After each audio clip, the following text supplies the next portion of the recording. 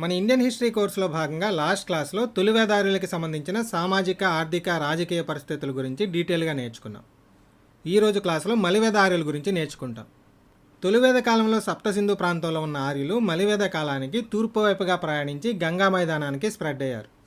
తొలివేద కాలంలో ఋగ్వేదం ఒక్కటే రాశారు కాబట్టి తొలివేద కాలాన్ని ఋగ్వేద కాలం అని కూడా పిలుస్తారు. మలివేద కాలంలో పురాణాలు రాశారు కాబట్టి ఈ కాలాన్ని పురాణ కాలం అని కూడా పిలుస్తారు. పురాణాలతో పాటు ఇతిహాసాలైన రామాయణం, మహాభారతాలు మలివేద కాలంలోనే రాయబడ్డాయి. మలివేద కాలం మొత్తానికి హైలైట్ అని చెప్పదగ్గ విషయం ఏంటంటే విశాలమైన రాజ్యాలు ఏర్పడ్డాయి. మనం తర్వాత చెప్పుకునే విషయాలన్నిటికీ this is the main reason అని చెప్పొచ్చు. లైక్ విశాలమైన రాజ్యాలు ఏర్పాటవడంతో రాజకీయ అధికారం పెరిగింది. అంత పెద్ద రాజ్యాన్ని రాజు ఒకడు పరిపాలించలేడు కాబట్టి రకరకాల అధికారులను నియమించుకున్నాడు. జాబ్ సెక్యూరిటీ కోసం పురోహితుడితో సహా ఈ అధికారులందరూ రాజుకి ఎలివేషన్స్ ఇవ్వడం స్టార్ట్ చేశారు. స్లోగా రాజు నిరంకుశుడిగా మారిపోయాడు. రాను రాను అతన్ని దైవాంశ సంభూతుడిగా ట్రీట్ చేయడం స్టార్ట్ చేశారు. ప్రకృతి శక్తుల మీద కంట్రోల్ వచ్చేసింది కాబట్టి ఇంద్ర, అగ్ని, వరుణ, వాయు లాంటి ప్రకృతి దేవతల్ని పూజించడం మానేసి సంపద కోసం, మోక్షం కోసం త్రిమూర్తుల లాంటి దేవతల్ని పూజించడం స్టార్ట్ చేశారు. రాజ్యాధికారాన్ని పోకుండా చూసుకోవడానికి రాజు రాజసూయం, అశ్వమేధం, వాజపేయం లాంటి యాగాల్ని, పూజల్ని చేయడం మొదలెట్టాడు. ఇంత కష్టపడి నిలబెట్టుకున్న ఈ రాజ్యాన్ని వేరే ఎవరి చేతుల్లోనూ పెట్టడం ఇష్టం లేక తన కొడుక్కి అప్పగించడం మొదలెట్టాడు. అతన్ని చూసి మిగతా వృత్తుల వాళ్ళు కూడా, అంటే పురోహితులు, వైశ్యులు, రైతులు, వీళ్ళు కూడా వాళ్ళు చేసే పనుల్ని కొడుకులకు అప్పగించడం స్టార్ట్ చేశారు. ఆఖరికి శూద్రులు చేసే పని కూడా వాళ్ళ పిల్లలకు అప్పగించడం మొదలెట్టారు. ఇలా వర్ణ వ్యవస్థ స్టార్ట్ అయింది. స్లోగా స్ట్రాంగ్గా ఉండే కొడుకుంటే రేపు తమ వృత్తులకి హెల్ప్ అవుతాడు, కూతురు కొంచెం వీక్ కాబట్టి పెద్దగా హెల్ప్ అవుదన్న భావన మొదలయ్యి పురుష సంతానాన్ని ప్లస్లుగాను, స్త్రీ సంతానాన్ని మైనస్లుగాను ట్రీట్ చేయడం స్టార్ట్ చేశారు. తొలివేద కాలంలో పురుషుడితో ఈక్వల్గా ఉన్న స్త్రీ పరిస్థితి మలివేద కాలంలో బాగా దిగజారిపోయింది. సైన్స్ అండ్ టెక్నాలజీ పరంగా మాత్రం ఈ మలివేద ఆర్యులు ప్రపంచంలోనే ది బెస్ట్ అన్న స్టేజ్కి వెళ్ళిపోయారు. మ్యాథమెటిక్స్, ఆస్ట్రానమీ, మెడిసిన్ లాంటి రంగాలు బాగా డెవలప్ అయ్యాయి. యజ్ఞవాటికల్ని ఖచ్చితమైన కొలతలతో నిర్మించడానికి జామెట్రీని, యజ్ఞయాగాల నిర్వహణకి మంచి సమయాల్ని అంచనా వేయడానికి ఆస్ట్రాలజీని, దానికోసం ఆస్ట్రానమీని బాగా యూజ్ చేశారు. వైద్య రంగంలో ఆయుర్వేదాన్ని పరిచయం చేసింది కూడా ఈ మలివేద ఆర్యులే. ఇప్పుడు ఈ మలివేద కాలంలో ముఖ్యమైన రాజకీయ, సామాజిక, ఆర్థిక వ్యవస్థలు ఎలా ఉన్నాయో చూద్దాం. ఆ తర్వాత ఈ టైంలో ఉన్న లిటరేచర్ గురించి కూడా డిస్కస్ చేసుకుంటే ఈ క్లాస్తో వేదికేజ్ అనే టాపిక్ కంప్లీట్ అయిపోతుంది. ఫస్ట్ రాజకీయ వ్యవస్థ. విశాలమైన రాజ్యాలు ఆవిర్భవించాయి అని చెప్పుకున్నాం. చిన్న చిన్న తెగలు మలివేద కాలంలో జనపదాలుగా మారాయి. రాజన్ మరింత బలవంతుడై చక్రవర్తిగా మారాడు. వేరే వాళ్ళకి ఛాన్స్ ఇవ్వకుండా తన పదవిని వంశపారంపర్యం చేసేసుకున్నాడు. అలా వారసత్వ రాజకీయాలు స్టార్ట్ అయ్యాయి. రాజ్యానికి రాజు యొక్క జ్యేష్ఠపుత్రుడు, అంటే పెద్ద కొడుకే రాజు అయ్యేవాడు.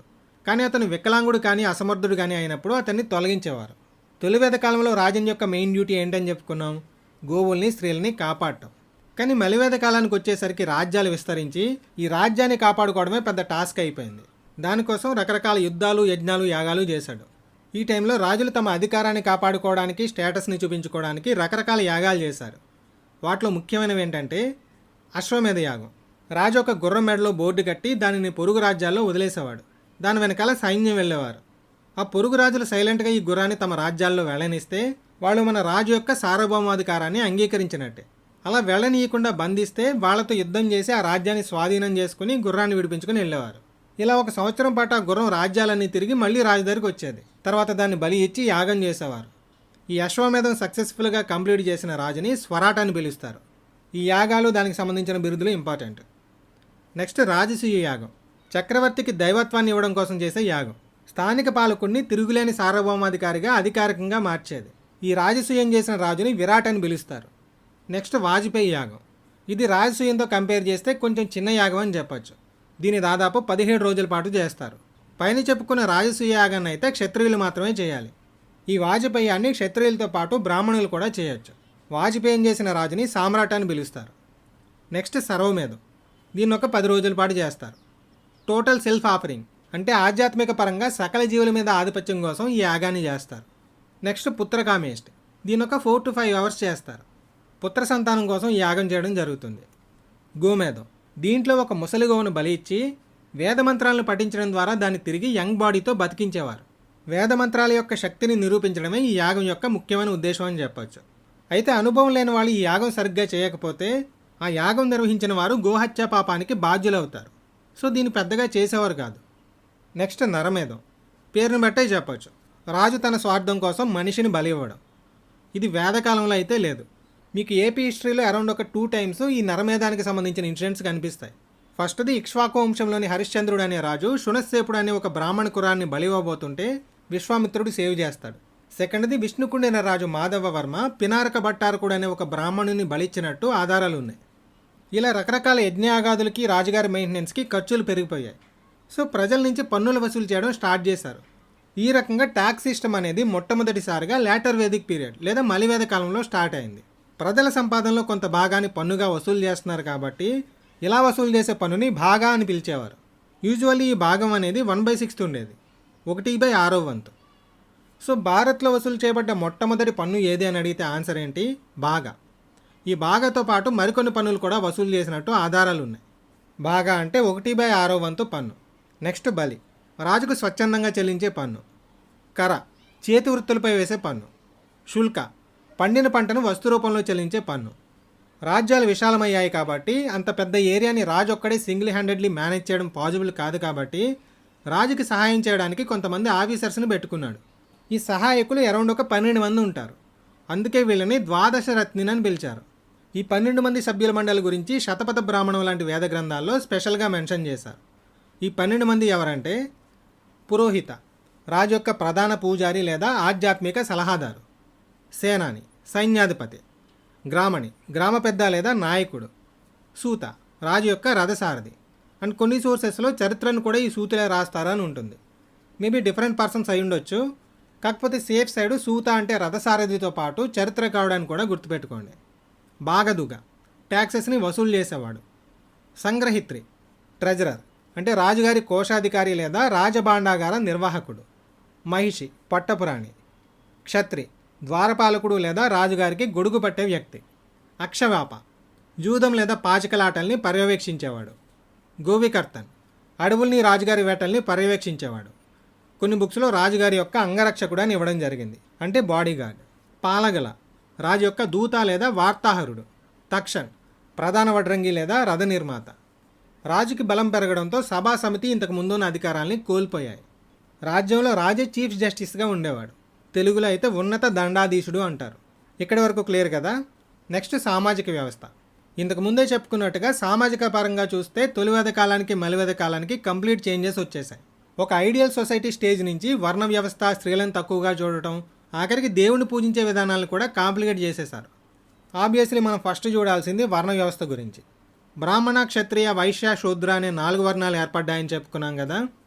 ఈ 4 వర్ణాల్లో మొదటి 3 వర్ణాలు అంటే బ్రాహ్మణ, క్షత్రియ, వైశ్య, ఈ వర్ణాల వాళ్ళని ద్విజులు అంటారు. ద్విజ అంటే 2 సార్లు జన్మించిన అని అర్థం. మొదటి జన్మ మనందరిలాగే నార్మల్గా పుట్టడం.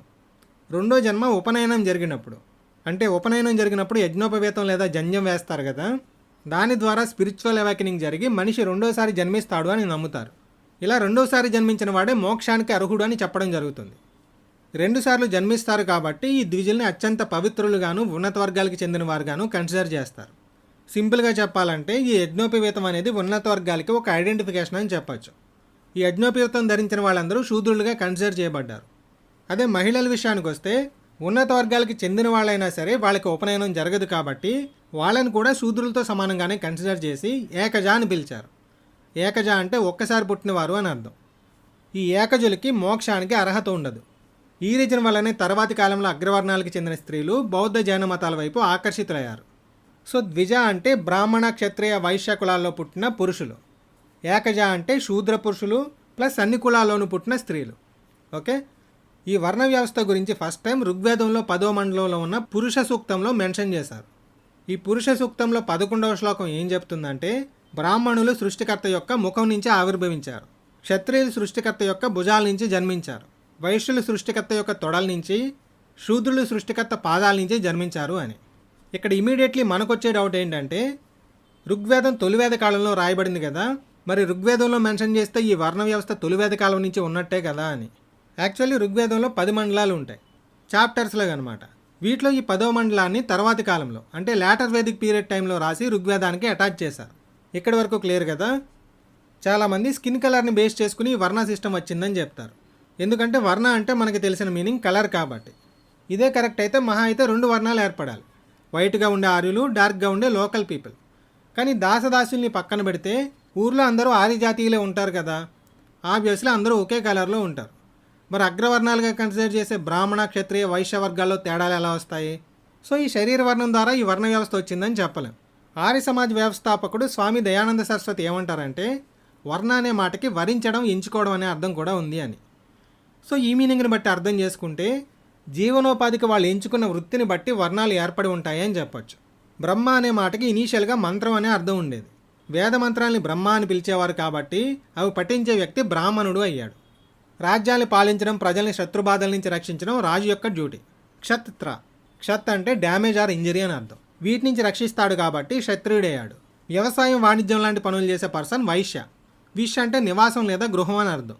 అంటే ఇంటి దగ్గరే ఉండి పనులు చేసుకునే వ్యక్తి వైశ్య. ఈ 3 వర్ణాలు ఏర్పడగా మిగిలిన వాళ్ళు శూద్ర. కొంతమంది ఏమంటారంటే ఆర్యులు అయితే 3 వర్ణాలే ఉన్నాయి.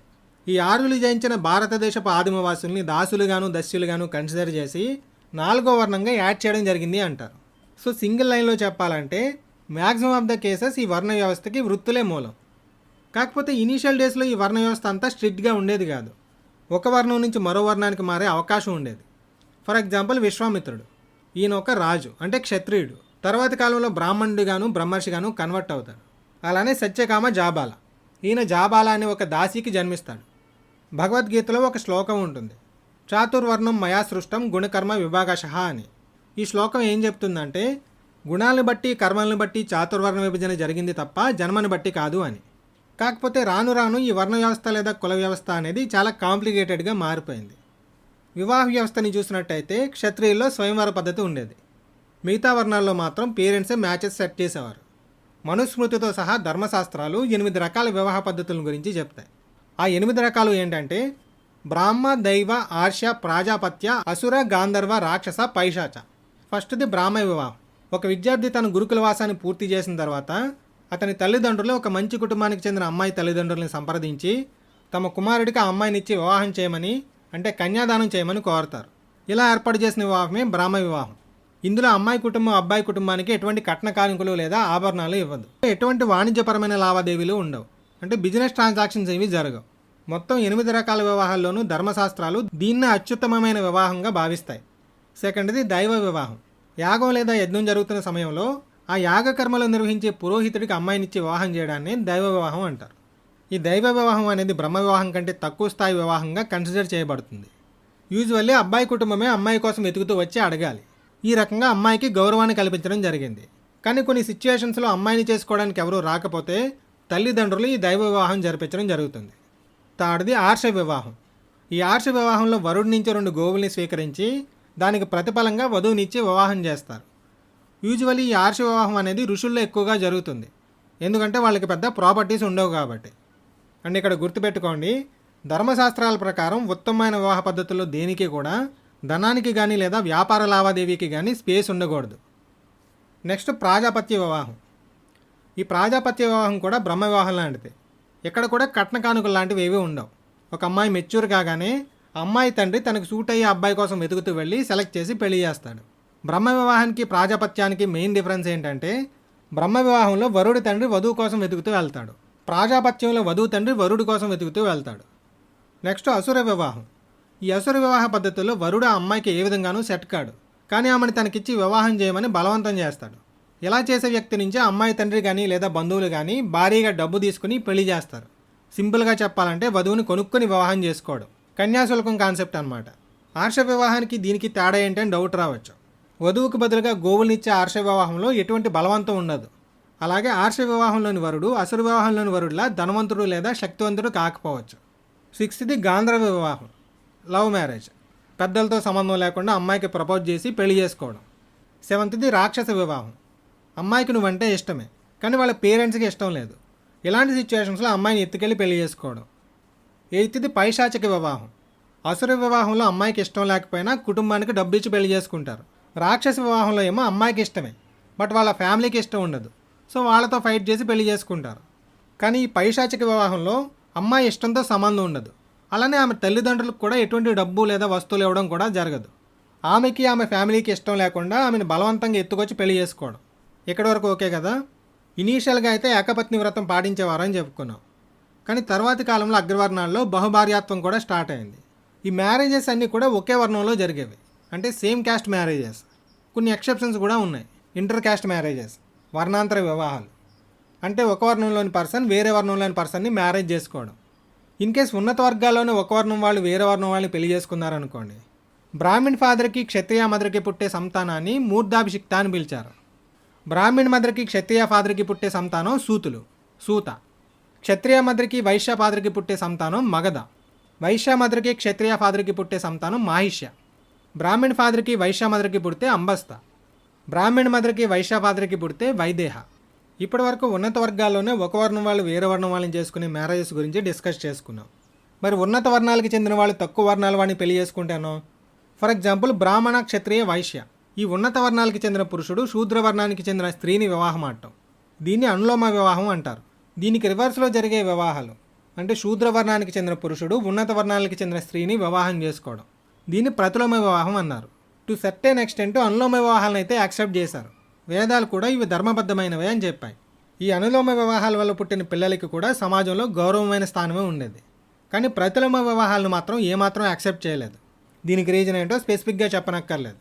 ఇలా వర్ణాంతర వివాహాలు జరిగినప్పుడు బ్రాహ్మణ పురుషుడికి శూద్ర స్త్రీకి జన్మించిన వాళ్ళని నిషాదులు అని పిలిచారు. శూద్ర పురుషుడికి బ్రాహ్మణ స్త్రీకి జన్మించే సంతానం చండాలులు. ఇన్కేస్ ఈ నిషాదులు చండాలులు మ్యారేజ్ చేసుకున్నారనుకోండి, వాళ్ళకి పుట్టిన పిల్లల్ని అంత్యావాసీన్ అని పిలిచారు. అంత్య అంటే ఎండింగ్, ఆవాసైన్ అంటే నివాసం ఉండడం. సో మేబీ ఊరి చివర ఉండేవాళ్ళే అని అర్థం కావచ్చు. ఇలా కంటిన్యూ అయ్యి స్లోగా ఈ వర్ణాంతర వివాహాలు సహపంక్తి భోజనాలు కూడా తగ్గిపోయి అగ్రవర్ణాల డామినేషన్ ఎక్కువైపోయింది. ఆబ్వియస్లీ అగ్రవర్ణాల మీద వైశ్య శూద్ర వర్ణాలకి అసూయ ద్వేషాలు పెరిగిపోయాయి. కొన్నిసార్లు తిరుగుబాటు చేసి ఈ వర్ణాల వాళ్ళు కూడా రాజ్యాలు స్థాపించినట్టు ఆధారాలు ఉన్నాయి. ఫర్ ఎగ్జాంపుల్ నందా డైనాసిటీ మనం తర్వాత క్లాసులో చూస్తాం. నెక్స్ట్ వర్ణాశ్రమ ధర్మాలు. సనాతన ధర్మం ప్రకారం మానవ జీవితాన్ని 4 దశలుగా లేదా ఆశ్రమాలుగా డివైడ్ చేయడం జరిగింది. ఉన్నత వర్ణాల్లో పుట్టిన ప్రతి పురుషుడు ఈ 4 ఆశ్రమాలని లేదా దశల్ని కంప్లీట్ చేయాల్సి ఉంటుంది. ఏంటంటే అవి బ్రహ్మచర్య, గృహస్థ, వానప్రస్థ, సన్యాస. బాల్యం నుంచి విద్యార్థి దశ పూర్తయ్యే వరకు అంటే దాదాపు 25 సంవత్సరాల వయసు వచ్చే వరకు బ్రహ్మచర్యం. ఇది విద్యను అభ్యసించే దశ. గురువుల దగ్గర ఉంటూ క్రమశిక్షణ, నైతిక విలువలు, జ్ఞానాన్ని సంపాదించడంతో పాటు ఇంద్రియ నిగ్రహాన్ని కూడా పాటించడం ఈ దశ యొక్క ముఖ్యమైన ఉద్దేశం. నెక్స్ట్ గృహస్థాశ్రమం, సుమారు 25 ఏళ్ల నుంచి 50 ఏళ్ల వరకు. ఇది అన్ని ఆశ్రమాల్లోకి అత్యంత ప్రధానమైన ముఖ్యమైన దశ అని చెప్పచ్చు. ఈ దశలో నీకు పెళ్లి చేస్తారు. హాయిగా మ్యారేజ్ చేసుకుని కుటుంబాన్ని పోషించి సమాజానికి నీ వంతు సేవలను అందిస్తూ ధర్మబద్ధంగా సంసార జీవితాన్ని గడపడమే గృహస్థాశ్రమం. నెక్స్ట్ వానప్రస్థాశ్రమం, సుమారు 50 ఏళ్ల నుంచి 75 ఏళ్ల వరకు. రిటైర్మెంట్కి దగ్గరలో ఉన్నప్పుడు కుటుంబ బాధ్యతల్ని పిల్లలకు అప్పగించేసి స్లోగా సంసార బాధ్యతల నుంచి బయటకు వచ్చేయాలి. తర్వాత అడవులకు కానీ ఏకాంత ప్రదేశాలకు కానీ వెళ్ళిపోయి పురాణ గ్రంథాలు చదువుకుంటూ ధ్యానం చేస్తూ కాలం గడపాలి. ఈ స్టేజ్లో కంప్లీట్ డిటాచ్మెంట్ ఉండదు. నీ పిల్లలు నేను కలవడానికి వస్తూ ఉంటారు. వాళ్ళకి ఏమైనా ప్రాబ్లమ్స్ ఉంటే విని వాళ్ళని గైడ్ చేస్తావు. ఫైనల్గా సన్యాసాశ్రమం, 75 ఇయర్స్ దాటాక లేదా నీకు వైరాగ్యం వచ్చినప్పుడు లౌకిక జీవితాన్ని కంప్లీట్గా వదిలిపెట్టేసే దశ. ఈ స్టేజ్లో భార్యా పిల్లలు, బంధువులు అనే భేదభావాలు లేకుండా భగవత్ చింతనలో లీనమైపోయి మోక్షాన్ని పొందడం. ఎడ్యుకేషన్, ఈ విద్య లేదా అక్షర జ్ఞానం అనేది అగ్రవర్ణాలకు మాత్రమే పరిమితంగా ఉండేది. ఈ ఎడ్యుకేషన్ అంతా కూడా గురుకులాల్లోనే జరిగేది. గురుకులాలంటే చాలా వరకు బ్రాహ్మణ పండితులు ఇల్లే. వాళ్ళ ఇంట్లోనే గురువుగారికి సేవ చేస్తూ చదువుకోవాలి. గణితం, వ్యాకరణం, ఛందస్సు, జ్యోతిష్యం లాంటి సబ్జెక్ట్స్ ఉండేవి. స్త్రీలకైతే సంగీతం, నాట్యం నేర్పేవారు. ఇక్కడి వరకు క్లియర్ కదా. నెక్స్ట్ ఆర్థిక వ్యవస్థ. ఇనీషియల్గా అయితే తొలివేద కాలంలో పశుపోషణ ముఖ్యమైన వృత్తిగా ఉండేది అని చెప్పుకున్నాం. మలివేద కాలం నాటికి వీళ్ళ ముఖ్య వృత్తి వ్యవసాయం. ఎప్పుడైతే ఇనుముని వాడటం మొదలెట్టారో అప్పటి నుంచి అడవుల్ని నరకడం ఈజీ అయింది. సో ఎంత కావాలంటే అంత భూమి సాగులోకి వచ్చింది. ఇనప నాగళ్లతో ఆ భూమిని దున్నడం కూడా ఈజీ అయింది. ఇలా భూమిని దున్నడం కోసం నాగలికి 6 నుంచి 24 వరకు ఎడ్లని కట్టేవారు అని ఆధారాలు ఉన్నాయి. అంటే అంత భారీ ఎత్తున వ్యవసాయం చేసేవారు. ఇలా విపరీతమైన పంటలు పండించి ఇనుముతో రకరకాల పరికరాలను తయారు చేసుకుని ఆర్థికంగా కూడా బాగా బలపడ్డారు. వేదాల్లో అయితే మొత్తం 5 రకాల భూముల గురించి మెన్షన్ చేశారు. క్షేత్ర లేదా ఊర్వర అంటే సారవంతమైన భూములు, కిల్వక్షేత్ర అంటే బీడు భూములు, అప్రతిహత అంటే ఆటవీ భూములు, వస్తి అంటే నివాసయోగ్యమైన భూములు, గోపదసార అంటే పశువులు మేసే పచ్చిక బయళ్ళు. లాస్ట్ క్లాస్లో చెప్పుకున్నాం, రాగి, కాంస్యం లాంటి లోహాల్ని ఆర్యులు ఆయా లేదా ఆయస్ అని పిలిచేవారు. సో లోహము అంటే ఆయస్ అని గుర్తుపెట్టుకోండి. ఇనుము నల్లగా ఉంటుంది కాబట్టి దీన్ని బ్లాక్ మెటల్ అని పిలిచేవారు. శ్యామ ఆయస్ లేదా కృష్ణ ఆయస్. ఈ పాయింట్ ఇంపార్టెంట్. ఇనుముని ఏమని పిలిచారు అని అడగచ్చు. శ్యామ ఆయస్ లేదా కృష్ణ ఆయస్. శ్యామ అన్న నలుపే, కృష్ణ అన్న నలుపే. వ్యవసాయంతో పాటు వ్యాపారం కూడా బాగా డెవలప్ అయింది. విదేశాలతో కూడా వ్యాపారం చేసిన ఆధారాలు ఉన్నాయి. వాణిజ్యానికి పరిశ్రమలకి కేంద్రాలుగా ఆ టైంలో ఉన్న కొన్ని మేజర్ సిటీస్ తక్షశిల, హస్తినాపురం, కౌశాంబి, కాంపిల్య, శ్రావస్తి, వైశాలి, రాజగృహ, వారణాసి, చంప ఇలాంటి సిటీస్ ఉండేవి. ఈ నగరాలను కలుపుతూ హైవేస్ కూడా నిర్మించారు. వ్యవసాయం వ్యాపారాలతో పాటు రకరకాల వృత్తులు కూడా డెవలప్ అయ్యాయి. వీటిలో కొన్ని ఇంపార్టెంట్ నేమ్స్ చూద్దాం. కీనాష లేదా కిషక అంటే రైతు లేదా సాగుదారు. గోవికర్త అంటే పశువుల కాపరి. అభిపాల గొర్రెల కాపరి. ధవార్ అంటే చేపలు పట్టే వ్యక్తి. తక్షన్ వడ్రంగి. రథకార రథం తయారు చేసేవాడు. హిరణ్యకార ఆభరణాలను తయారు చేసేవాడు. కుటాల కుమ్మరి. రజ్జు సజ్జ రజ్జు అంటే తాడు తయారు చేసేవాడు. నిషాద వేటగాడు. పుకుస ఊడ్చేవాడు. రాజిత్రి రంగులద్దే వ్యక్తి. నపీత మంగలి. ఇషుకార బాణాలు తయారు చేసే వ్యక్తి. ఇనీషియల్గా వస్తు మార్పిడి పద్ధతి ఉండేది అని చెప్పుకున్నాం కదా, కానీ ఇప్పుడు బిజినెస్ బాగా డెవలప్ అయ్యి బంగారం, వెండి లోహాలతో చేసిన కర్షాపణం, శతమానం అనే నాణాలు కూడా వాడకంలోకి వచ్చాయి. ఇక్కడి వరకు క్లియర్ కదా. ఇప్పటి వరకు తొలివేద కాలంలోను మలివేద కాలంలోను వీళ్ళ యొక్క సామాజిక, ఆర్థిక, రాజకీయ వ్యవస్థల్లో ఏ విధమైన మార్పులు వచ్చాయో చూసాం. అసలు ఈ కాలానికి వేదకాలం అని పేరు రావడానికి మెయిన్ రీజన్ ఈ టైంలో రాయబడ్డ వేదాలు. వాటి మీద కూడా క్వశ్చన్స్ పడవచ్చు.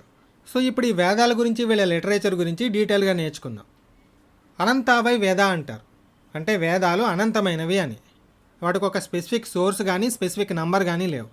సో ఇనీషియల్ డేస్లో ఈ వేద మంత్రాలన్నీ కూడా ఒకదాంతో ఒకటి కలిసిపోయి బాగా క్లమ్జీగా ఉండేవి. సో ఇలాంటి అవ్యవస్థిత వాంగ్మయాన్ని, అంటే మిక్స్డ్గా ఉన్న వేద మంత్రాలని ఒక పద్ధతి క్రమం ప్రకారం విభజించి 4 వేదాలుగా సంకలనం చేసింది కృష్ణ ద్వైపాయనుడు. ఇక్కడ వ్యాస అంటే విభజించడం. వేదాల్ని విభజించాడు కాబట్టి ఈయన్ని వేదవ్యాసుడు అని పిలుస్తారు. ఏంటి 4 వేదాలు అంటే ఋగ్వేదం, యజుర్వేదం, సామవేదం, అథర్వవేదం లేదా అథర్వణ వేదం. ఈ 4గింట్లో కూడా ఫస్ట్ సెగ్రిగేట్ చేసింది ఋగ్వేదాన్ని. తర్వాత చాలా కాలానికి కానీ మిగతా వేదాలని సంకలనం చేయలేదు. కొంతమంది ఏమంటారంటే శతపథ బ్రాహ్మణంలో ఉన్న త్రయీ వైవిధ్య రుకో యజుంషి సామాని అన్న శ్లోకాన్ని తీసుకొని అసలు వేదాలు 3 అంటారు. ఏంటంటే అవి ఋగ్యజు సామవేదాలు. అథర్వవేదం తర్వాత కాలంలో ఎప్పుడో వచ్చి యాడ్ అయింది. మొదట్లో దానికి అసలు వేద స్థాయి లేదు అంటారు. దీని గురించి మనం తర్వాత డిస్కస్ చేసుకుందాం.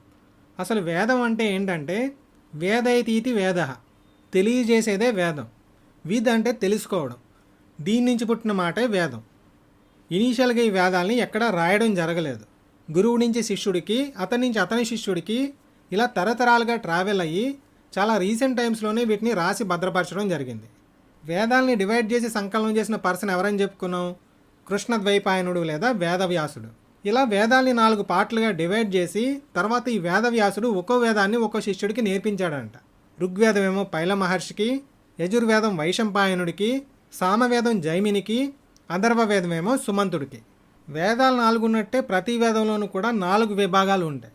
మొదటి విభాగం సంహిత, రెండవది బ్రాహ్మణాలు, మూడవది అరణ్యకాలు, 4వది ఉపనిషత్తులు. సంహిత అంటే మంత్రాల సంకలనం, అంటే ముఖ్యమైన మంత్రాల కలెక్షన్ అన్నమాట. 4 వేదాలకి 4 సంహితలు ఉంటాయి. ఋక్ సంహిత, యజు సంహిత, సామ సంహిత, అథర్వ సంహిత. అసలు వేదం అంటే ఈ సంహితలో ఉండే పార్టే, ఇదే మెయిన్. సో సింపుల్గా సంహిత అంటే ఏంటి? మంత్రాల సంకలనం లేదా మంత్రాల సముదాయం. ఋక్ సంహితలో ఉండే మంత్రాల్ని రుక్కులు అంటారు. రుక్ అంటే స్తోత్రంగా ఉపయోగించే మంత్రం అని అర్థం. అగ్ని, ఇంద్రుడు, వరుణుడు, వాయువు, సోముడు ఇలా దేవతల్ని స్తోత్రం చేసేవే రుక్కులు. అలానే యజుర్వేదంలో యజస్సులు ఉంటాయి, సామవేదంలో సామాలు ఉంటాయి, అథర్వ వేదంలో అంగీరసులు అనబడే మంత్రాలు ఉంటాయి. ఋగ్వేదంలో మంత్రాలన్నీ ఛందోబద్ధాలు, అంటే రిథమిక్గా ఉండే మంత్రాలు. గాయత్రి, అనుష్టుప్, త్రిష్టుప్, బృహతి, జగతి లాంటి పేర్లతో సుమారు 17 రకాల ఛందస్సుల్లో ఈ ఋగ్వేదంలో మంత్రాలు ఉంటాయి. యజుర్వేదంలో ఈ ఛందో భాగంతో పాటు గద్య భాగం కూడా ఉంటుంది, అంటే రిథమిక్గా ఉండే శ్లోకాలతో పాటు నార్మల్ టెక్స్ట్ కూడా ఉంటుంది, ఎక్స్ప్లెనేషన్ అనమాట. అయితే ఈ గద్య వాక్యాలను కూడా మంత్రాలనే పఠించడం జరుగుతుంది. ప్రతి వేదానికి మళ్ళీ అనేక శాఖలు ఉంటాయి. ఫర్ ఎగ్జాంపుల్ ఋగ్వేదానికి 21 శాఖలు ఉండేవి అంటారు. ఇవన్నీ కాలగర్భంలో కలిసిపోయి ప్రస్తుతం 2 శాఖలు మాత్రం మిగిలాయి. అవేంటంటే శాఖల శాఖ, భాష్కల శాఖ. ఈ భాష్కల శాఖ పేరు తప్ప మిగతా డీటెయిల్స్ ఏవి అవైలబుల్గా లేవు. ప్రస్తుతం మనం ఋగ్వేదంగా కన్సిడర్ చేస్తుందంతా కూడా ఈ శాఖల శాఖనే. ఈ శాఖల శాఖనే ఐతరేయ శాఖ అని కూడా అంటారు. మన ఎగ్జామ్ పాయింట్ ఆఫ్ వ్యూలో ఈ ఋగ్వేదానికి సంబంధించి కొన్ని ఇంపార్టెంట్ పాయింట్స్ చూద్దాం. ఋగ్వేదంలో మొత్తం 10 మండలాలు ఉంటాయని చెప్పుకున్నాం. దీనిలో మొత్తం 1028 శ్లోకాలు ఉంటాయి. వీటిలో 1017 ప్రధాన శ్లోకాలు, మిగిలిన 11 అనుబంధ శ్లోకాలు. ఇవన్నీ కూడా రకరకాల దేవతల యొక్క ప్రార్థనా శ్లోకాలు. మ్యాక్సిమం ఆఫ్ ద శ్లోకాస్ ఏ దేవుడి గురించి అంటే ఇంద్రుడి గురించి 250 శ్లోకాలు ఉన్నాయి. అగ్నిదేవుడి గురించి 200 శ్లోకాలు ఉన్నాయి. ఈ శ్లోకాలన్నింటిలోకి ముఖ్యమైనది గాయత్రి మంత్రం. ఈ గాయత్రి మంత్రం ఏ దేవతకి సంబంధించిన ప్రార్థన అని అడగవచ్చు. ఏ దేవత అంటే సావిత్రి. ఋగ్వేదంలో ప్రస్తావించబడ్డ స్త్రీ దేవతలు అదితి, ఉష, శరణ్యని, సావిత్రి. ఋగ్వేదంలో అత్యధిక సార్లు ప్రస్తావించబడ్డ జంతువు గోవు. 176 సార్లు ప్రస్తావించారు. ఋగ్వేదం 3వ మండలంలో గాయత్రి మంత్రం ఉంటుంది. 7వ మండలంలో దశరాజగణ యుద్ధం గురించి ఉంటుంది. 9వ మండలంలో సోమపానీయం గురించి ఉంటుంది. 10వ మండలంలో పురుష సూక్తంలో వర్ణ వ్యవస్థ గురించి ఉంటుంది. ఋగ్వేదంలో అత్యధిక సార్లు ఉపయోగించబడ్డ పదాల గురించి కూడా క్వశ్చన్స్ అడుగుతున్నారు. ప్రతి శ్లోకానికి స్టార్టింగ్లో ఓం ఉంటుంది. టోటల్ ఎన్ని శ్లోకాలు ఉంటాయని చెప్పుకున్నాం? 1028. సో ఎక్కువ సార్లు ఉపయోగించబడ్డ పదం ఓం. ఎన్నిసార్లు అంటే 1028 సార్లు. అశ్వ అనే పదం 315 సార్లు మెన్షన్ చేశారు. జన అనే పదం 275 సార్లు ఉంటుంది. గోవు 176 సార్లు, విష్ అనే పదం 171 సార్లు, విధాత అనే పదం 122 సార్లు మెన్షన్ చేశారు. గణ 46 సార్లు, సభ 8 సార్లు, వైశ్య 2 సార్లు, యమున 3 సార్లు, సమితి 9 సార్లు, బ్రాహ్మణ 14 సార్లు, శూద్ర, గంగా, సముద్ర ఈ 3 పదాలని ఒక్కొక్కసారి మెన్షన్ చేశారు. ఋగ్వేద కాలంలో ప్రకృతి శక్తుల్ని ఆరాధించేవారని చెప్పుకున్నాం కదా. ఇలా దాదాపు 33 మంది దేవతల్ని పూజించేవారు. వాళ్ళలో ముఖ్యమైన వాళ్ళ పేర్లు గుర్తుపెట్టుకోండి. వాతావరణం మొత్తాన్ని కంట్రోల్ చేసే దేవతగా ఇంద్రుడిని పూజించేవారు. అగ్నిని అగ్నిదేవుడిగాను, గాలిని వాయుదేవుడిగాను, వర్షాన్ని వరుణదేవుడిగాను పూజించేవారు. అగ్నిపర్వతాల్ని త్వస్త్రి అనే పేరుతో పూజించారు. పిడుగుల్ని మారుట్స్ లేదా మారుతాస్ అనే దేవుడిగా పూజించారు. ఔషధ మొక్కల్ని అశ్విని దేవతల పేరుతో పూజించారు. సోమపానీయం గురించి చెప్పుకున్నాం కదా. ఆ సోమపానీయాన్ని ఇచ్చే మొక్కని సోమ అనే దేవుడిగా పూజించారు. వెలుగుని సావిత్రి దేవతగా పూజించారు. అరణ్యాల్ని అరణ్యయని అనే దేవతగా పూజించారు. సన్ రైజ్ని ఉషస్ అనే దేవతగాను, భూమిని అదితి అనే దేవతగాను పూజించారు. నదినేమో సరస్వతీ దేవతగా పూజించారు. నెక్స్ట్ యజుర్వేదాన్ని తీసుకుంటే ఈ యజుర్వేదంలో మొత్తం శ్లోకాలు 1984, మండలాలు 40. దీన్ని 2 పార్ట్స్గా డివైడ్ చేయొచ్చు. కృష్ణ యజుర్వేదం, శుక్ల యజుర్వేదం అని. ఈ యజుర్వేదంలో ఏకంగా 101 శాఖలు ఉండేవి అంటారు. ఈ 101 శాఖల్లో ఇప్పుడు కృష్ణ యజుర్వేదానికి సంబంధించి తైత్తిరీయ, మైత్రాయణీయ, కట శాఖలు, శుక్ల యజుర్వేదానికి సంబంధించి కాణ్వ, మార్జందిని శాఖలు మాత్రం అవైలబుల్గా ఉన్నాయి. వీటన్నింటిలోకి మోస్ట్ పాపులర్ శాఖ ఏది అంటే తైత్తిరీయ శాఖ. ఇక్కడ ఒక ఫన్నీ ఇన్సిడెంట్ ఏంటంటే వ్యాసుడు యజుర్వేదాన్ని ఎవరికి నేర్పించాడని చెప్పుకున్నాం? వైశంపాయనుడికి. ఈ వైశంపాయనుడు దాన్ని యాజ్ఞవల్కుడికి నేర్పిస్తాడు. కాకపోతే ఒకసారి ఈ గురు శిష్యులకి మధ్య ఏదో చిన్న గొడవ అవుతుంది. సో వైశంపాయనుడికి కోపం వచ్చి నేను నేర్పించిన విద్య అంతా నాకు తిరిగి ఇచ్చేయి అంటాడు. యాజ్ఞవల్కుడు తను నేర్చుకుందంతా కక్కేసి వెళ్ళిపోతాడు. అప్పుడు దాన్ని తిత్తిరి అనే పక్షులు తింటాయి. అందుకే అప్పటి నుంచి యజుర్వేదాన్ని తైత్తిరీయం అని పిలుస్తున్నారు. ఈ తైత్తిరీయాన్ని కృష్ణ యజుర్వేదం అని కూడా అంటారు. కృష్ణ అంటే బ్లాక్. ఇక్కడి వరకు ఓకే కదా. ఇలా వెళ్ళిపోయిన యాజ్ఞవల్కుడు సైలెంట్గా ఉండకుండా సూర్యుడి కోసం తపస్సు చేస్తాడు. సూర్యుడు అతనికి తిరిగి యజుర్వేదం నేర్పుతాడు. ఇలా యాజ్ఞవల్కుడు మళ్ళీ నేర్చుకున్న యజుర్వేదం శుక్ల యజుర్వేదం. శుక్ల అంటే వైట్. సూర్యుడు నేర్పించాడు కాబట్టి ఈ శుక్ల యజుర్వేదాన్ని ఆదిత్య సంప్రదాయం అని కూడా అంటారు. దీనికి వాజసనేయమని, మార్జందినమని పేర్లు కూడా ఉన్నాయి. ఈ శుక్ల యజుర్వేదం అనేది నార్త్ ఇండియా అంటే ఉత్తర భారతదేశంలో ఎక్కువగా స్ప్రెడ్ అయింది. శుక్ల అంటే వైట్ అని చెప్పుకున్నాం కదా, అలా గుర్తుపెట్టుకోండి. మన సైడ్ అంటే దక్షిణ భారతదేశంలో ఉండే యజుర్వేదం కృష్ణ యజుర్వేదం. కృష్ణ అంటే బ్లాక్. ఈ వేదాలన్నింటిలోకి పురాతనమైంది ఋగ్వేదం అని చెప్పుకున్నాం కదా. ఇనీషియల్గా అయితే ఋగ్వేద మంత్రాలని రాసింది యజ్ఞాల కోసం కాదు. ఫస్ట్ క్లాస్లో చెప్పుకున్నట్టు దేవతల మీద భక్తితో ఋషులు రాసుకున్న పాటలు అవి. కానీ రాను రాను వాటిని యజ్ఞాల్లో యూజ్ చేయడం మొదలెట్టారు. ఈ శ్లోకాలన్నింటినీ యూజ్ చేయడం వల్ల యజ్ఞాల ప్రాసెస్ బాగా కాంప్లికేటెడ్ అయిపోయింది. సో దాన్ని సింప్లిఫై చేయడానికి రుక్కులతో పాటు యూజ్ చేయడానికి యజుర్వేద మంత్రాలను కూడా రచించడం జరిగింది. ఇక్కడ యజు అన్న మాట యజ్ఞ సంబంధమైందని చెప్తోంది. సో రేపు ఎగ్జామ్లో క్వశ్చన్ ఇలా అడిగాడు అనుకోండి, అశ్వమేధం, రాజసూయం లాంటి యాగాల్ని నిర్వర్తించే విధానాలని తెలిపే వేదం ఏది అని. ఆన్సర్ ఏంటంటే యజుర్వేదం. ఇప్పటి వరకు 4 వేదాలు 2 వేదాల గురించి నేర్చుకున్నాం. ఋగ్వేదం, యజుర్వేదం. ఈ 2 వేదాలు స్వతంత్రమైనవి, ప్రధానమైనవి అంటారు. మోస్ట్లీ యజుర్వేదాన్ని ఋగ్వేదం నుంచి తీసుకున్న మంత్రాలతోనే డెవలప్ చేశారు అని చెప్పుకున్నాం. సింపుల్గా చెప్పాలంటే ఋగ్వేదంలోని మంత్రాలకి కొంచెం ఎక్స్ప్లెనేషన్ యాడ్ చేసి యజుర్వేదాన్ని సంకలనం చేయడం జరిగింది. నెక్స్ట్ సామవేదం కూడా సేమ్. దీనిలో ఉన్న 1875 మంత్రాలని ఋగ్వేదం నుంచి తీసుకొని వాటిని పాడుకోవడానికి వీలుగా కొన్ని మార్పులు చేసి సంకలనం చేశారు. ఈ సామవేదం గాన ప్రధానమైన వేదం. మన సంగీత శాస్త్రానికి ఇదే మూలం అంటారు. దీనిలో దాదాపు 1000 శాఖలు ఉండేవి. కానీ ప్రస్తుతం కౌదుమ, జైమిని, నారాయణీ శాఖలు మాత్రం మిగిలాయి. ఇక వేదాలన్నింటిలోకి చివరిది అథర్వ వేదం. దీనికి మొదట్లో వేదం స్టేటస్ కానీ యజ్ఞార్హత కానీ ఏమీ ఉండేవి కాదు. తర్వాత ఋగ్వేదంలోని కొన్ని రుక్కుల్ని సంకలించి దీంట్లో కూడా యాడ్ చేయడంతో దీనికి కూడా యజ్ఞార్హత వచ్చింది అంటారు. ఆర్యులు భారతదేశానికి వలస వచ్చి సెటిల్ అయిన ఇనీషియల్ డేస్లో రాసిన కవితలే రుక్కులు. సో వాళ్ళ ఇంటెన్షన్ ఏదైనా ఈ ఋగ్వేదంలో ఆనాటి ఆర్యుల జీవన విధానం, సామాజిక పరిస్థితులు, మత విశ్వాసాలు లాంటివన్నీ కూడా మనకి తెలుస్తాయి. ఈ ఋగ్వేదంలోంచి తీసుకున్న మంత్రాలతోనే యజుర్వేదం, సామవేదాలు ఎక్కువ భాగం సంకలనం అయ్యాయి.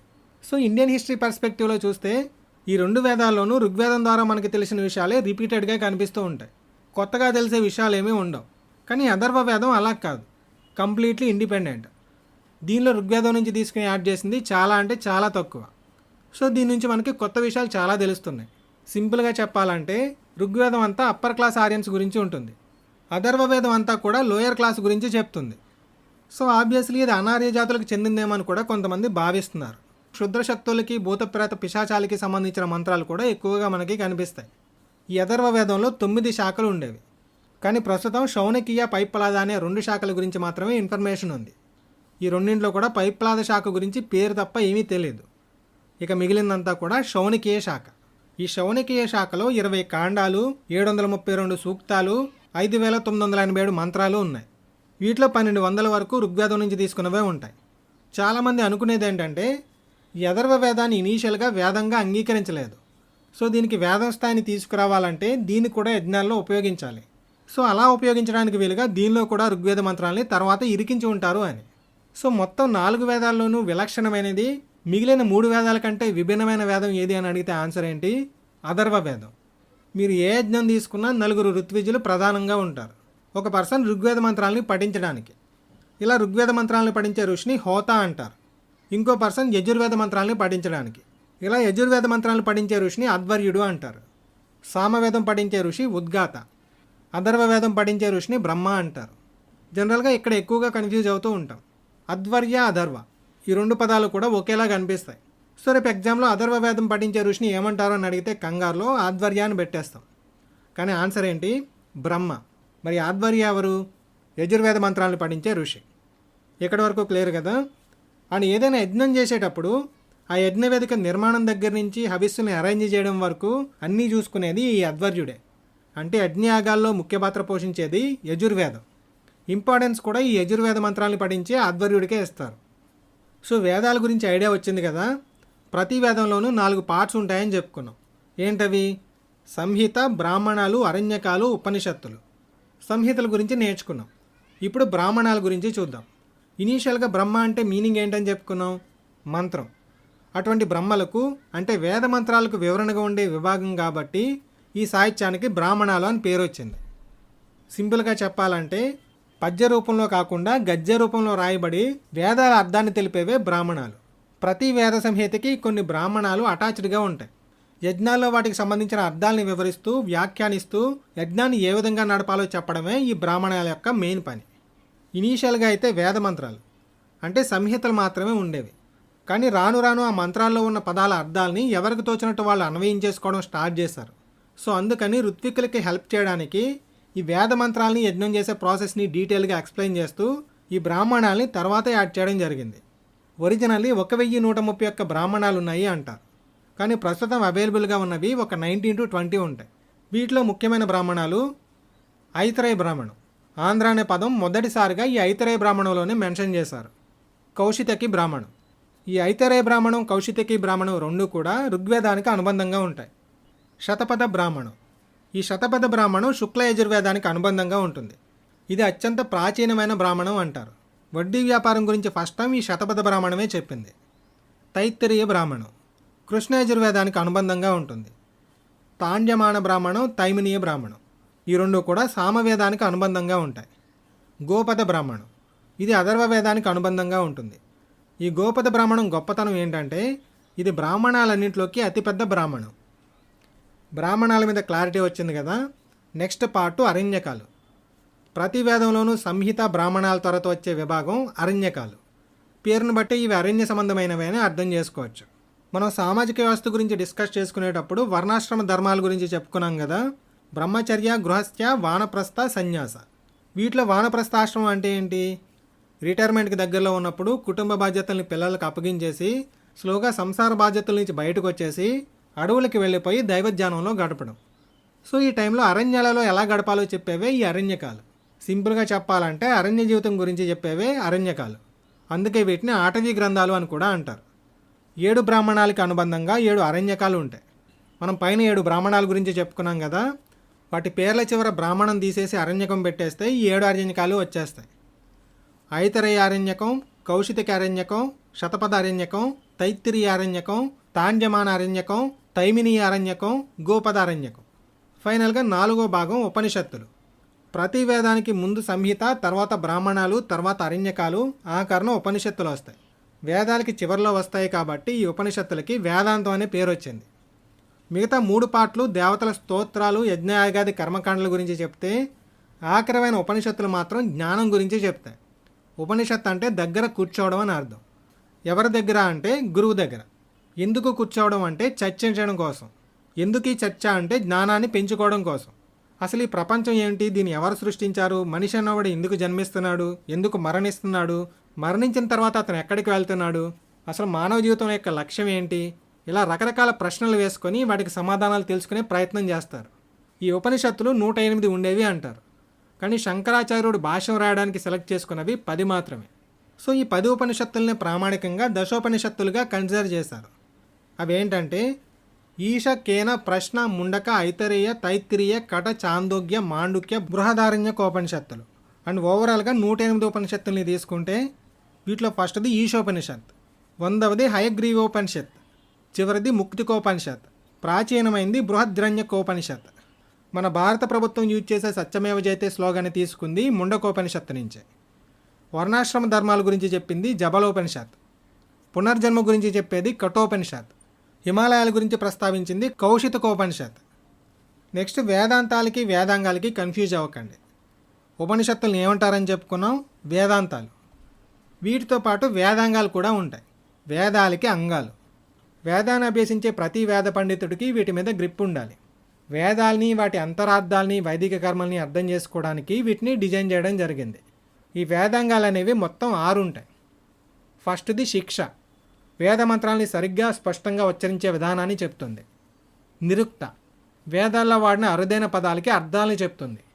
ఛందస్సు, వేద మంత్రాల్లో ఉండే అక్షరాల నియమాలు, పద్యపాదాల కూర్పుని అంటే రిధం గురించి చెప్తుంది.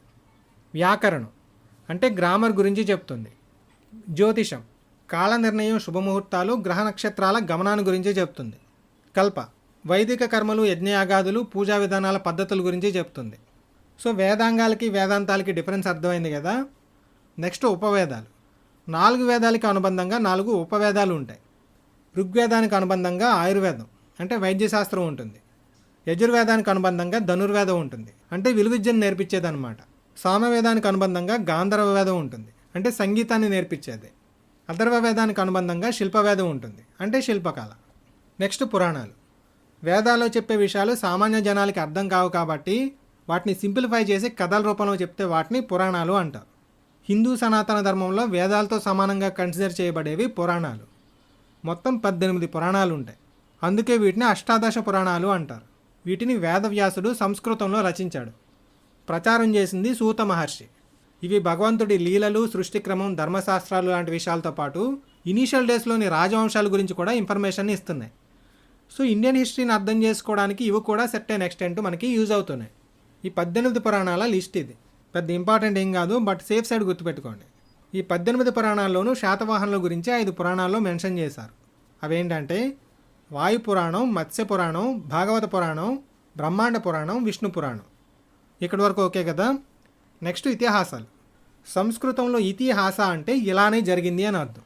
భారతీయ సాహిత్యంలో చారిత్రాత్మకమైన సంఘటనల గురించి చెప్పే ప్రాచీన గ్రంథాలే ఇతిహాసాలు. ఇవి 2 ఉంటాయి, రామాయణం, మహాభారతం. రామాయణాన్ని ఆది కావ్యం అని పిలుస్తారు. దీన్ని రాసిన వాల్మీకి ఆదికవి. తెలుగులో ఆదికవి అయితే నన్నయ్య. ఈ రామాయణంలో 7 కాండాలు, 24,000 శ్లోకాలు ఉంటాయి. నెక్స్ట్ మహాభారతం.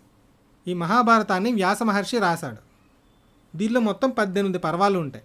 6వ పర్వమైన భీష్మ పర్వంలో భగవద్గీత ఉంటుంది.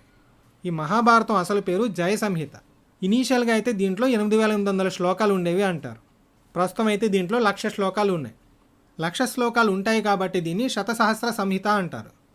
సో ఇక్కడితో వేదిక్ ఏజ్ టాపిక్ కంప్లీట్ అయింది. నెక్స్ట్ క్లాస్లో బుద్ధిజం అండ్ జైనిజంల గురించి నేర్చుకుందాం.